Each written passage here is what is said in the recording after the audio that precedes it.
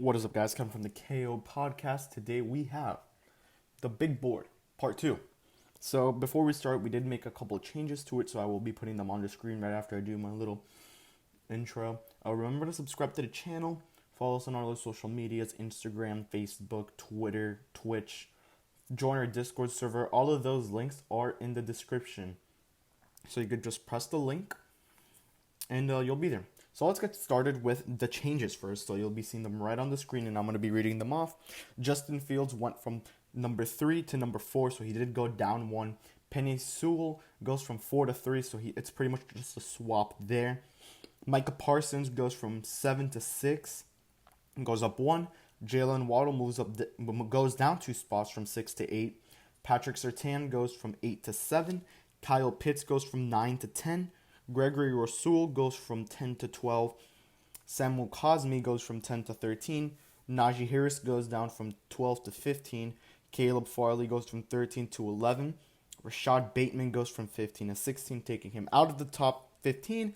And Zach Wilson is the player that replaces him there at number 9. So we're going to move to our player number 16, Rashad Bateman. We already talked about him, so I'm not going to say much.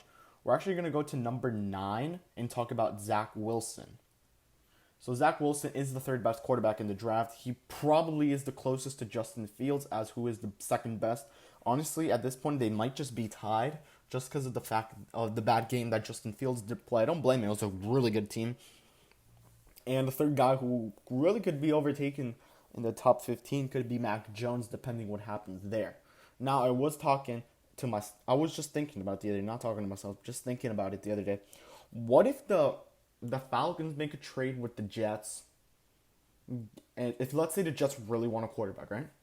They trade Darnold to the Falcons get their quarterback of the future, and Darnold, and they just draft either Field or Wilson. That could be an option. That could be a big option for this team. For that team, the Jets and the Falcons.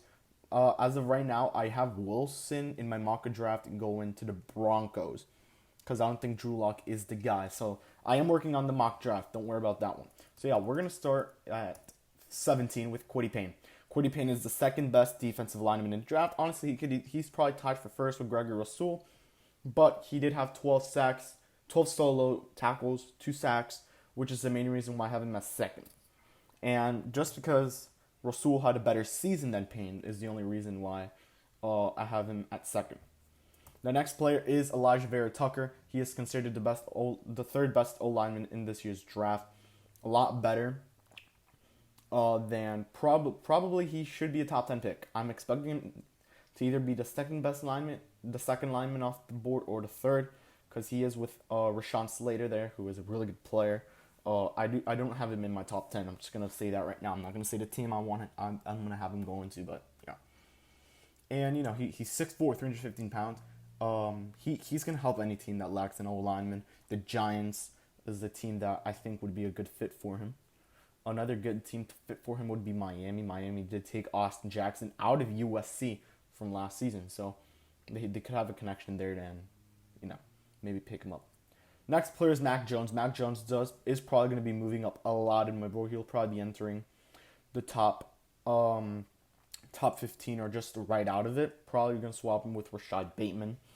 You'll probably be seeing that in the next video, though. He had an absolute bomb season. 4,000 passing yards with 36 touchdowns and 4 interceptions. Now, you should be saying, why isn't this guy one of the best quarterbacks in the draft? Trevor Lawrence is in this draft, Justin Fields is in this draft, and Zach Wilson.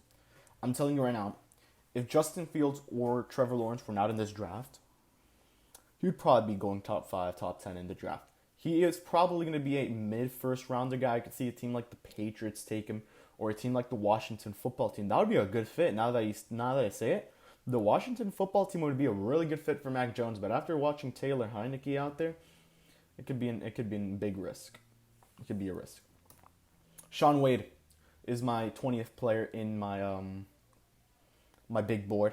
Shaun Wade is one of the more underrated defensive players in the draft. I say this because he isn't talked about that much. He did have the rule that changed college forever. I saw the video. It's very interesting. It was the target on Trevor Lawrence, which wasn't really a target, but That's why it's called the rule that changed college football history.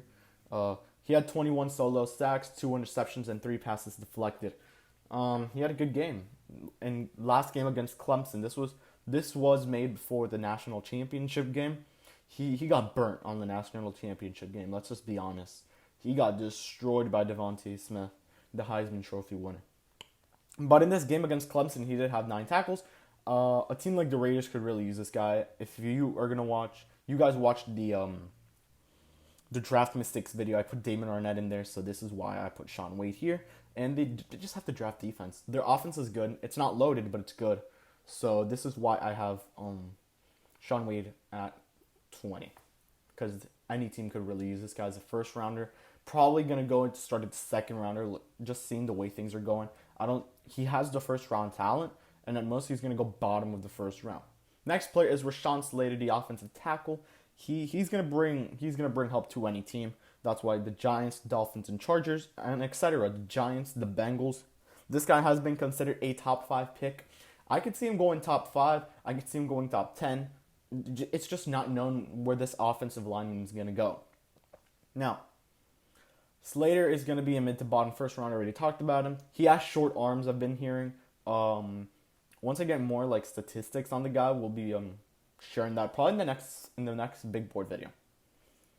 Next player is Tyson Campbell. He's one of the most underrated corners in the draft. He has a pass breakup on the season besides one game in Alabama, which he got burnt as well. Campbell is not known or underrated because of Shaun Wade. You have Farley and you have Surtain. That's pretty much why he's not known in this year's draft, but he could be outstarted the second round at a mid-second round pick. Then we have Trey Lance. You guys should be saying, why is Trey Lance not higher? He's been talked about a lot for the 49ers. It's a good pick. Now, Trey Lance does remind me a bit of Jordan Love. It's as a draft situation, not because as play styles. Because this guy is a solid good player who I think will be going into a contending team and backing up the quarterback, learning from him. So I think the best fit for him as of right now could be the 49ers. Now, he could go to a second-round team like the Patriots or the New York Jets, and the Jets say, let's take Devontae Smith in the first round, snag a QB in the second round. He's a good player. He cracks the top 25. I messed up on the word. I should have said 25.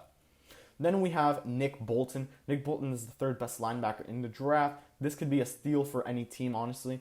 I expect them to go in the top of the second round, maybe even the bottom of the first. 53 solo tackles, 2 sacks, which is really good for his 2020 season. And that will do it for my top 25. I still was not able to add the 25th player, but that is all fine because we're just going to go through it one more time. I will let you see it from start to finish. So at number 1, we have Lawrence. Number 2, we have Devontae Smith. Number 3, we have Penei Sewell. Number 4, we have Justin Fields. Number 5, Jamar Chase. Number 6, Micah Parsons. Number 7, Patrick Surtain. Number 8, Jalen Waddle. 9, Zach Wilson. 10, Kyle Pitts. Number 11, Caleb Farley. 12, Gregory Rousseau. Player 13, Samuel Cosme. 14, Jeremiah Owusu-Koramoah. Number 15, Najee Harris, which probably will move up. I did lower him right before the game, before the national championship game. This is again being recorded just days after, but the adjustments to the big board was made before the game. Rashad Bateman at 16, falling out of the top 20. 17, Cody Payne. Number 18, Elijah Vera Tucker. Number 19, Mac Jones. 20, Shaun Wade. Number 21, Rashaan Slater. Number 22, Tyson. 23, Trey Lance. And number 24, Nick Bolton. Again, thank you for watching the video, guys. I hope you guys like and subscribe to the channel. Remember to follow us on all social medias, which include Instagram, Facebook, Twitter. I'll leave a couple links to some groups that I am in for the baseball fans, a Marlins group. Yeah, guys. All I can tell you is peace out. Peace out, guys. Just remember to stay consistent. A video coming out on Saturday. Probably, I don't know, what do you guys want to watch? Just leave video ideas down below, honestly. It might be an NBA video talking about the most surprising and most disappointing and the right there teams. So it'll probably be something with the NBA because I have not done NBA in a while. Again, thank you guys for watching. Peace out, guys.